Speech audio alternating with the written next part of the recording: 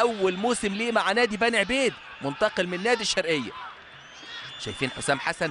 البدايات مهمة، بدايات اللقاء مهمة جدا، انك تركب اللقاء بلغة الكورة مهم جدا، انك تسير اللقاء على طريقتك الخاصة مهم جدا. شيكابالا والضربة الضربة الركنية، عرضية داخل المنطقة، لمسة اوبا ممكن، فتح الله فتحها، فتحها فتح الله، بدأها فتح الله، محمود فتح الله بيسجل الهدف الأول لنادي الزمالك.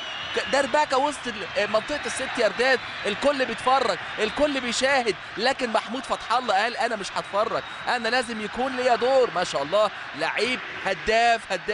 ومكانه فين؟ مكانه بيلعب في خط الظهر، بيلعب قلب دفاع، ويسجل الهدف الكام؟ الهدف الخامس ليه. هدف في سموحه، هدف في الجيش، هدف في المقاولين من ركله جزاء، وهدف في مصر المقاصه، والهدف الخامس ليه هذا الموسم. عرضيه ذكيه من شيكابالا، عارفين الصواريخ الذكيه دي؟ بقى عرضيه ذكيه رايحه، عارفه هي رايحه لمين، وادي بقى لمسه حلوه وسحريه من عمرو الصفتي، والختام والفينال جميل جدا من محمود فتح الله. هدف